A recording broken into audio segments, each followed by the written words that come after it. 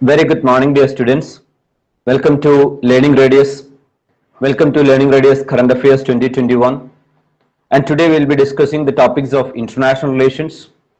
In the last video, we had discussed 10 topics related to international relations, and we are getting into the next 10 topics of international relations.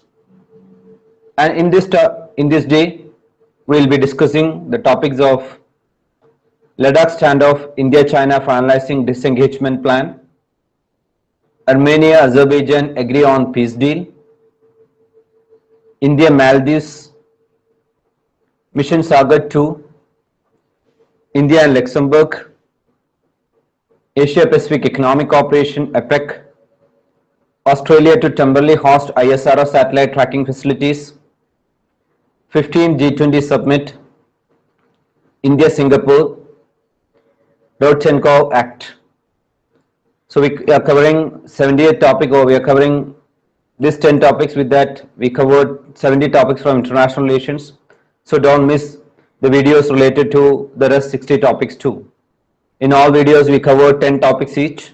So you can cover 10 topics each in right from each and every video, and that gives you an extra edge in your overall preparation. So today's discussion is Rodchenkov Act, India, Singapore, 15 G20 summit, Australia to temporarily host ISRO satellite tracking facilities, Asia Pacific Economic Cooperation APEC, India and Luxembourg, Mission Sagar 2, India, Maldives, Armenia, Azerbaijan agree on peace deal, Ladakh standoff, India, China finalizing disengagement plan. Let's come to the first topic, Ladakh standoff, India, China finalizing disengagement plan.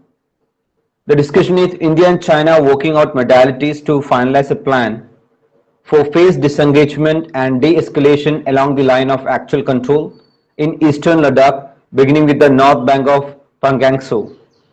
So obviously this particular area's geography is relevant for UPSC Preliminary Examination, and at the same time, what is line of actual control, the basic fundamental related to line of actual control. So India and China working out modalities to finalize a plan for phased disengagement and de-escalation along the line of actual control in eastern Ladakh, beginning with the north bank of Pangong Tso. The proposal from the Chinese side put forward at the 8th round of Corps Commander talks on November 6 includes pulling back their troops and equipment from Finger 4 to Finger 8 on the north bank. So that's the basic discussion. And as an individual, you should have the fundamental clarity what is line of actual control, or LAC, which is quite common to all of you. The LAC is the demarcation that separates Indian controlled territory from Chinese controlled territory.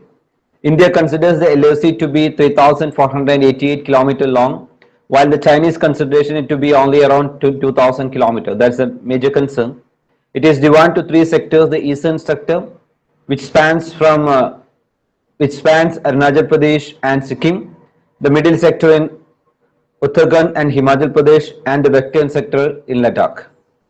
Now in Hindu newspaper during November 2020, Ladakh standoff, India-China finalizing phased disengagement plan. This was the major heading. Once again, Ladakh standoff, India-China finalizing phased disengagement plan. This was the news in Hindu newspaper. This is still a proposal and will be taken up at the next round of Corps Commander talks soon. That was the discussion. This is still a proposal and will be taken up at the next round of Corps Commander talks soon. India and China are working out modalities to finalize a plan for the phased disengagement and de-escalation along the line of actual control in eastern Ladakh, beginning with the north bank of Pangong Tso, according to multiple sources. This was the basic news you can see in the newspaper related to Ladakh standoff, India-China finalizing phased disengagement plan. Next discussion is related to Armenia-Azerbaijan. That is, Armenia-Azerbaijan agree on peace deal. Armenia, Azerbaijan and Russia have signed an agreement to end military conflict over the disputed enclave of Nagorno-Karabakh. Under the deal, Azerbaijan will hold on to areas of Nagorno-Karabakh that it has taken during the conflict. Armenia has also agreed to withdraw from several other adjacent areas over the next few weeks. So Armenia, Azerbaijan and Russia have signed an agreement to end military conflict over the disputed enclave of Nagorno-Karabakh. Under the deal, Azerbaijan will hold on to areas of Nagorno-Karabakh that it has taken during the conflict. Armenia has also agreed to withdraw from several other adjacent areas over the next few weeks. Now, what is Nagorno-Karabakh? Nagorno-Karabakh is a part of Azerbaijan, but its population is majority Armenia.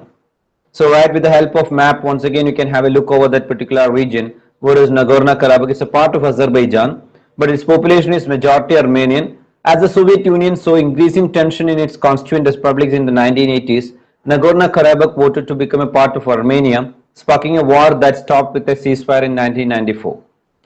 Since then, Nagorno-Karabakh has remained part of Azerbaijan, but is controlled by separate ethnic Armenians backed by Armenian government. So since then, Nagorno-Karabakh has remained part of Azerbaijan, but is controlled by separatist ethnic Armenians backed by Armenian government. So this is the crisis in Nagorno-Karabakh. Until recently, negotiation mediated by international powers had failed to deliver a peace agreement. Now, what's the news right from Economic Times on November 2020? Armenia, Azerbaijan, Russia say deal signed to end Nagorno-Karabakh conflict. Yerevan, Baku, Armenia, Azerbaijan and Russia said they have signed a deal to end the military conflict over the Nagorno-Karabakh region after more than a month of bloodshed. This was the discussion. Armenian Prime Minister Nikol Pashinyan first announced the signing on social media in the early hours of Tuesday, and the Kremlin and Azerbaijan's President Ilham Aliyev later confirmed the news. So here Armenia is in news, Azerbaijan is in news, Nagorno-Karabakh is in news, Russia is also in news. So you should have more clarity geographically that particular region, especially the Nagorno-Karabakh and the related region, you should have clarity, and Armenia, Azerbaijan and its related neighbors too, right from geography preliminary point of view and current affairs too. Next is India-Maldives discussion. India-Maldives signed 4 agreements together with $100 million Indian grants for a bowl connectivity challenge, along with 2 MOUs for excessive influence neighborhood improvement initiative. The international location signed an MOU on the cooperation in sports activities and youth affairs, and one other for the $100 million grant, which is part of India's $500 million bundle for the Better Mail Connectivity undertaking. So there's a term called GMCP. So what is GMCP? Is a Better Mail Connectivity undertaking, that is it's a $500 million bundle for the Better Mail Connectivity undertaking.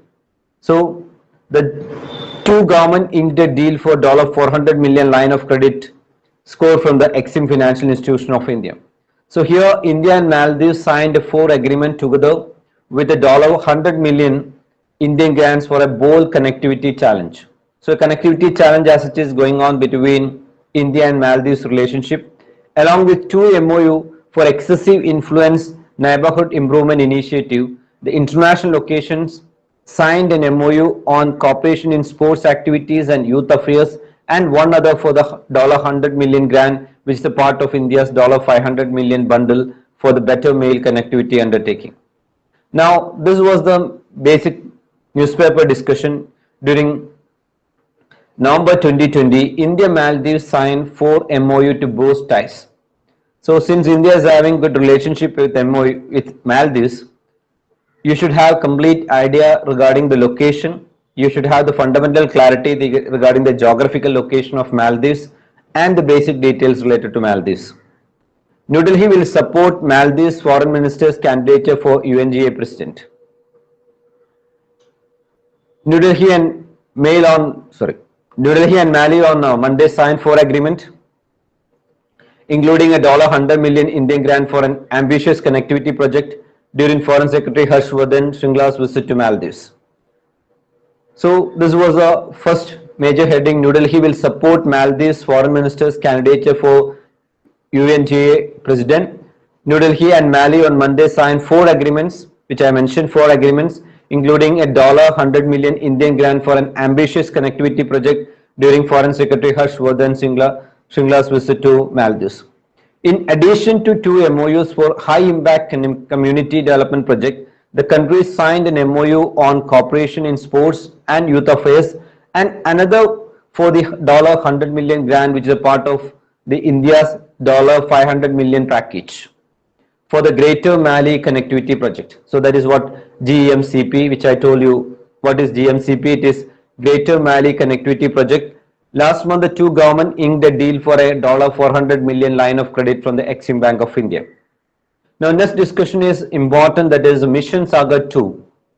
Mission Sagar 2 Indian naval ship Airawat entered Port Sudan on 2nd November 2020. This was the fundamental discussion. So, Mission Sagar 2 Indian naval ship Airawat entered Port Sudan on 2nd November 2020. Government of India is providing assistance to friendly foreign countries to overcome natural calamities and COVID-19 pandemic, and towards the same, INS Airawat is carrying a consignment of 100 tons of food aid for the people of Sudan.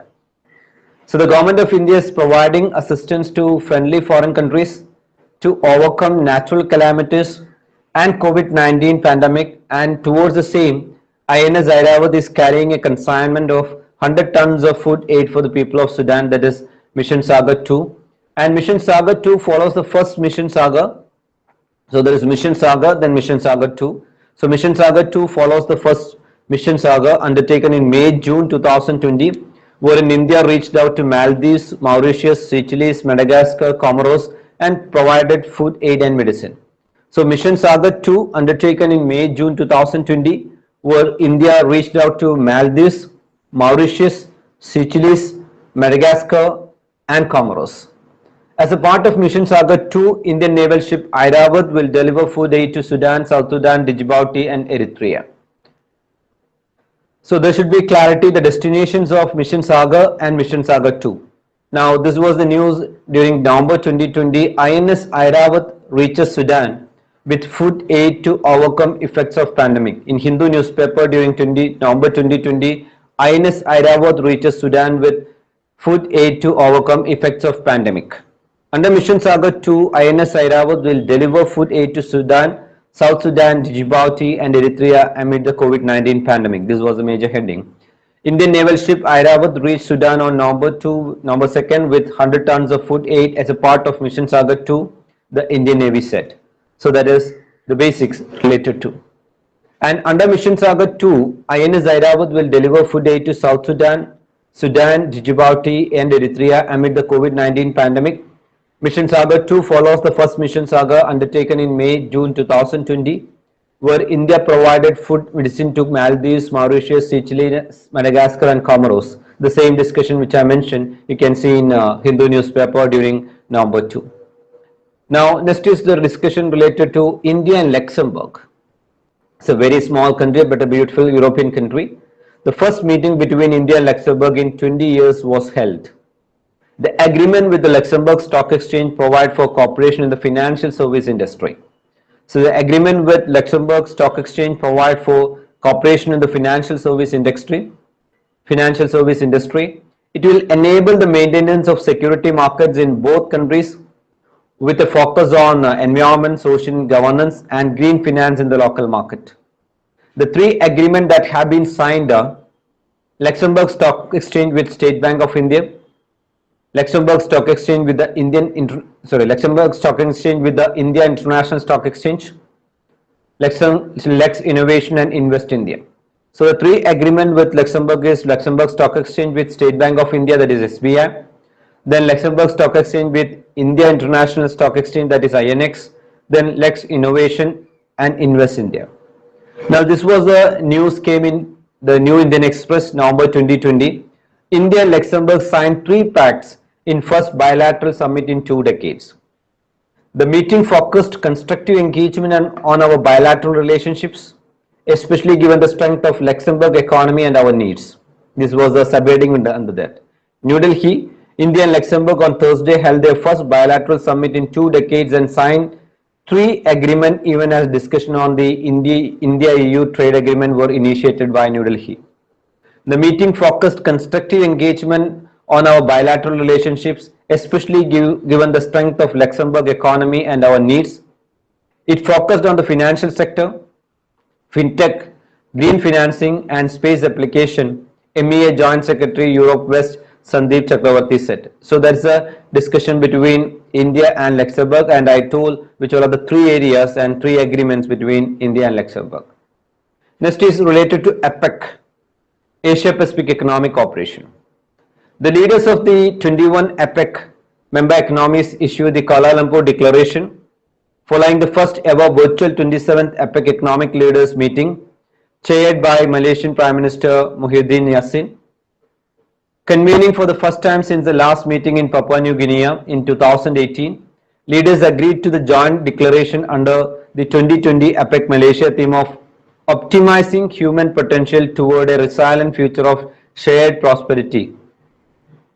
So that is the theme of that particular summit.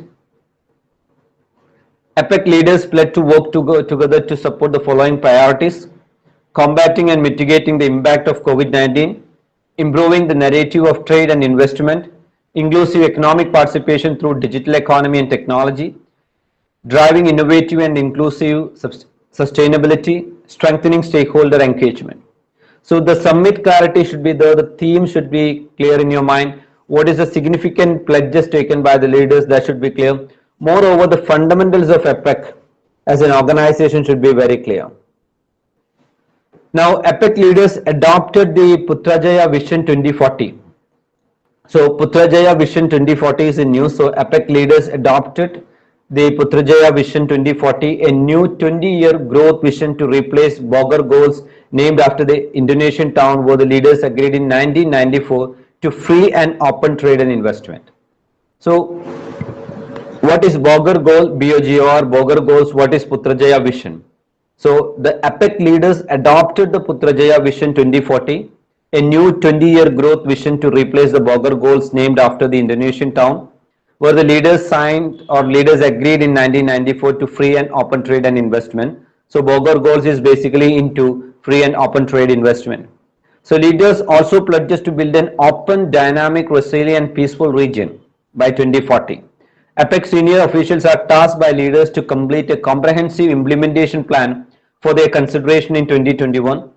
Leaders will be hosted by New Zealand in 2021 during its APEC chairmanship. Now, what is APEC? Asia Pacific Economic Cooperation.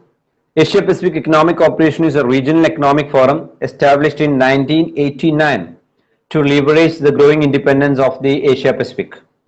APEC's 21 members economies are Australia, Brunei, Dar es Salaam, that is Brunei Darussalam, Canada, Chile, People's Republic of China, Hong Kong, that is again belong to China, Indonesia, Japan, Republic of Korea, Malaysia, Mexico, New Zealand, Papua New Guinea, Peru, Philippines, Russian Federation, Singapore, Chinese Taipei, Thailand, United States of America and Vietnam. So when we explain Hong Kong, we'll tell this as like Chinese Taipei, Hong Kong, China, like you can consider it as Hong Kong. So this is 21 member countries of the economies related to APEC. So APEC process is supported by a permanent secretariat based in Singapore. It operates as a cooperative multilateral economic and trade forum. So what is the basic objective of APEC is it operates as a cooperative multilateral economic trade forum.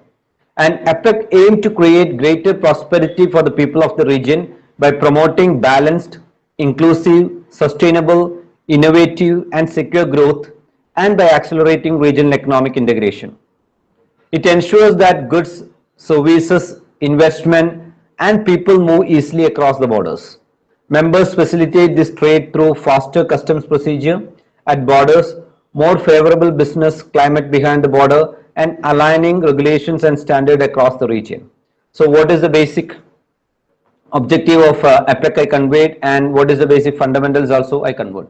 So APEC worked to help all residents of the Asia Pacific participate in the growing economy. APEC project also targets specific policy area from enhancing small and medium enterprise competitiveness to facilitating the adoption of renewable energy technologies in the region. So APEC is into all major and minor activities in order to boost the economy of that particular region, that is Asia Pacific Economic Cooperation. Next discussion is on Australia. Australia to temporarily host ISRO satellite tracking facilities. Australia to temporarily host ISRO satellite tracking facilities for mission Gangayaan or mission Gangayaan. This include Earth observation, data analytics, robotics and space life sciences. This would support India's planned human space flight program.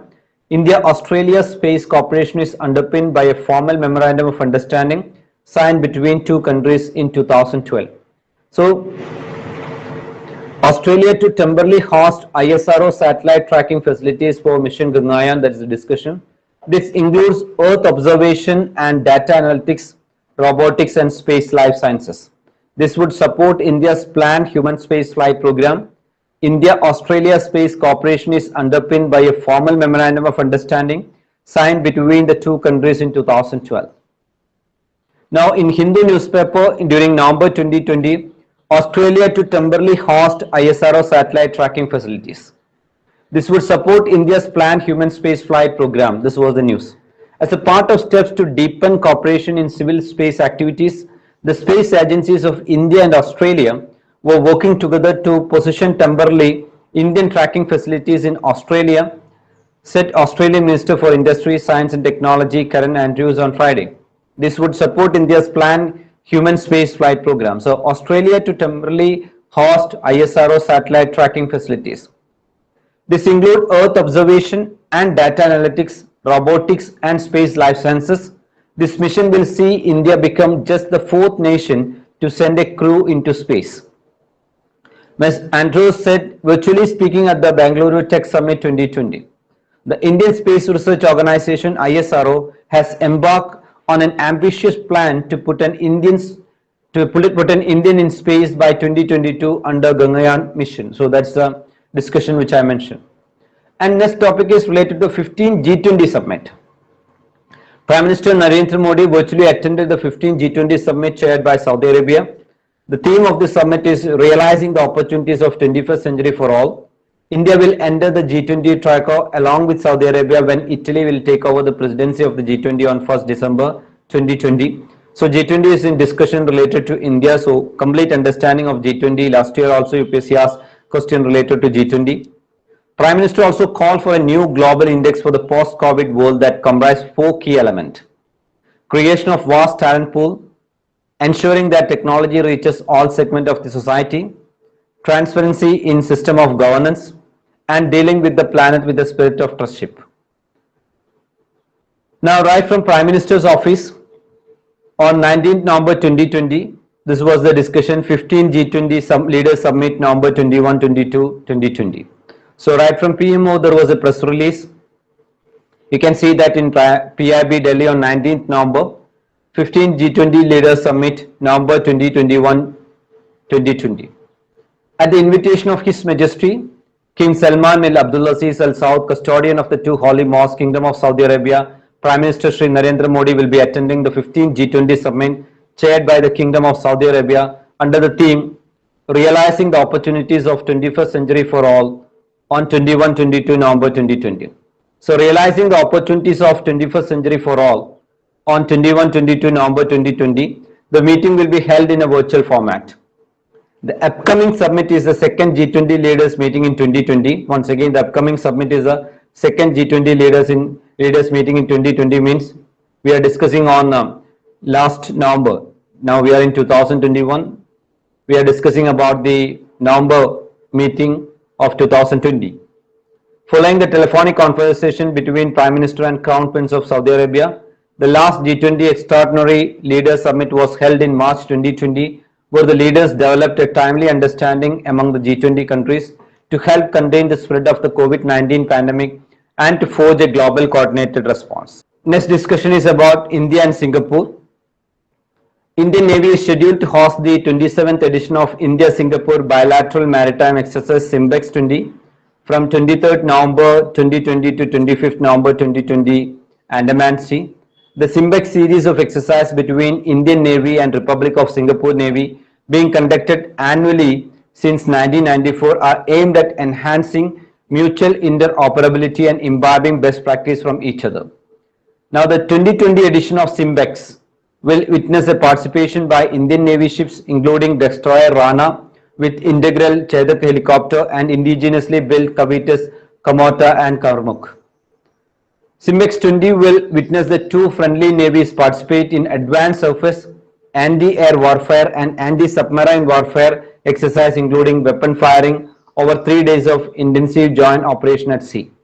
So here Rana is in discussion, Kamota is in discussion and Karmuk is in discussion, and the Chetak helicopter is also in discussion related to SIMBEX, that is between India and Singapore. Now Ministry of Defence, Indian Navy to host exercise SIMBEX 20 in Andaman Sea. 22nd November 2020, you can see right from PIB this particular discussion or this particular press release. Ministry of Defence, Indian Navy to host exercise SIMBEX 20 in Andaman Sea.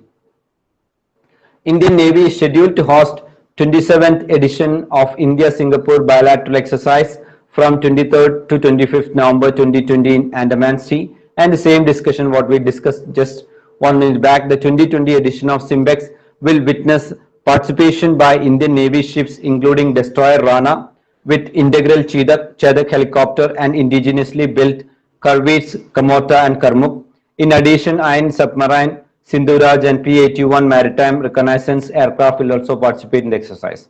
So SIMBEX 20 India Singapore is in discussion, and try to have more clarity regarding this exercise as such. The next topic is Rodchenko Act. The Rodchenko Act was passed by the Senate on Monday and will become a law once the US President signs it. It allows the USA to initiate legal proceeding against those who involved in running doping rings, including coaches, officials, managers or suppliers, even if they are not residents of the United States or if the act of doping took place outside the United States. The main objective of the Rodchenko Act is to bring to book facilitators who otherwise got away when athletes who tested positive for performance enhancing substances were banned under WADA, that is World Anti-Doping Agency. So what is the main objective of Rodchenko Act? The main objective of Rodchenko Act is to bring to book facilitators who otherwise got away when athletes who tested positive for performance enhancing substances were banned under the World Anti-Doping Agency WADA. So here in this Rodchenko, coaches, officials, managers or suppliers all are coming into discussions and all will be affected. The Act seeks to criminalize major international dope fraud conspiracies, which is mentioned in Section 4 of the Act. The Act will cover any major international competition where one or more athletes from United States participates and 3 or more from other countries are present. So the Act will cover any major international competition where one or more athletes from United States participates and 3 or more from other countries are present. The Act also covers events where the competition organizer or sanctioned body has received sponsorship or funding from an organization doing business in the United States and the broadcaster has bought the right to telecast in the United States. So this is the discussion about Rodchenko Act. Try to have more clarity regarding Rodchenko. Now the bill is named after Grigory Rodchenko, a former director of Russia anti-doping lab. Rodchenko had moved to United States of America and turned whistleblower after the 2014 Sochi Winter Games. Rodchenko was part of the system which helped Russian athletes dope without getting caught. So the bill is named after Grigory Rodchenko, a former director of Russia's anti-doping lab. Rodchenko has moved to the United States of America and turned whistleblower after the 2014 Sochi Winter Games. So that is why it's called as Rodchenko Act. Rodchenko was part of the system which helped Russian athletes dope without getting caught.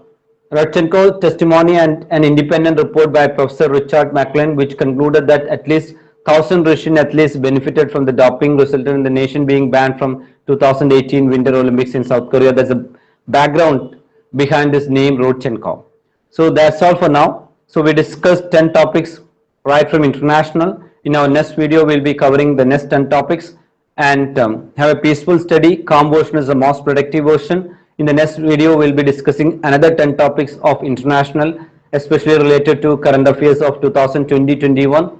And we reached to November, so one more month has to be discussed right from 2020 in connection with international. Then we'll move to January, February, March, April related to international current affairs. So that's all for now. Have a great time. Have a peaceful study. Thank you.